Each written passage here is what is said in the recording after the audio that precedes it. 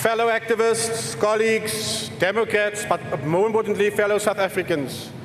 We have heard earlier from Hanif what happens when government actually fails, when institutions are broken, when money is looted, when leadership collapses. It is the people who pay the price. Dis die gewone mense wat die prys betaal. But today, we stand here to speak about actually what works. Because in the Western Cape, for 17 years, a DA provincial government has been building something different. For 17 jaar bou ons iets anders.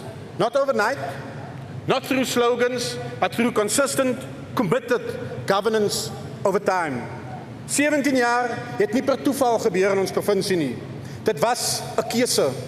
And the lesson is for South Africans must understand. Goeie regering gebeur nie oornag nie. Dit bou oor tyd. Good governance is not an event. It is a track record. To date, we have built roads that create opportunity. From the recently opened 693 million rand Malmesbury bypass, unlocking freight movement and regional growth, to the 540 million rand Louis Ferreira road upgrade in process in Muscle Bay, improving safety and mobility for thousands of commuters. Dit is hoe ons groei ontsluit in die Weskaap.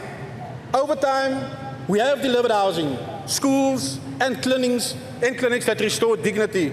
From inner city housing like Founders Garden, Leeuwloop and Prestwich, bring our people closer to opportunity, to new schools in communities like Sunningdale and Vredenburg, and clinics like Diasville, serving growing communities. Maar ons bou nie net infrastruktuur nie. Ons bou geleenthede vir al ons mense. Ek het onlangs met 'n plaaswerker in Vredendal gepraat en hy het gesê, vir die eerste keer in my lewe het ek 'n huis wat ek my eie kan noem. And that is what delivery means.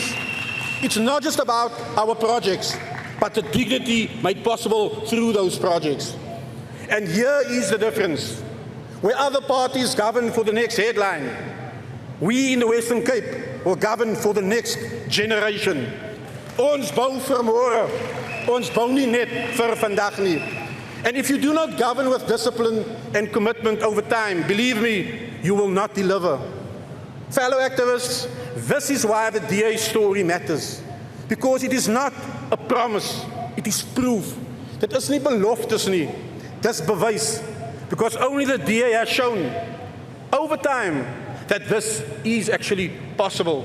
But let us be honest, a DA majority means stable government. Waar koalisies beklei, stop dienslewering. Waar die DA regeer, gaan dienslewering aan. And South Africa cannot afford more instability, more collapse, more lost time. Because Democrats, 2026 is not just another election.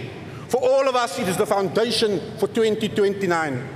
2026 is nie nooit nog 'n verkiesing nie. Because local government is where people experience government first. It is where services are delivered or where they collapse. Dit is waar vertroue gebou word of gebreek word. So if we want to win South Africa in 2029, we must win communities in 2026. As ons Suid-Afrika in 2029 wil wen, moet elke provinsie gemeenskappe in 2026 wen in hierdie kongres. We must govern more municipalities. We must stabilize more towns. We must expand delivery where people live, work and build their lives. Want dit is hoe ons 'n nasionale toekoms bou, deur plaaslike lewering. It is about taking what works and now scaling it. Dit gaan daaroor om te vat wat werk en te vat en dit groter te maak. It is about taking a proven track record and now turning it into a national future. Because that is how we have built the Western Cape. And that is how I believe we will build a better country. So let 2026 be the year we all take to ground. So that 2029 can be the year we take the country. And as I say to the Western Cape delegates, kompatu, siyabangena, masiyabambe. Let's get it done.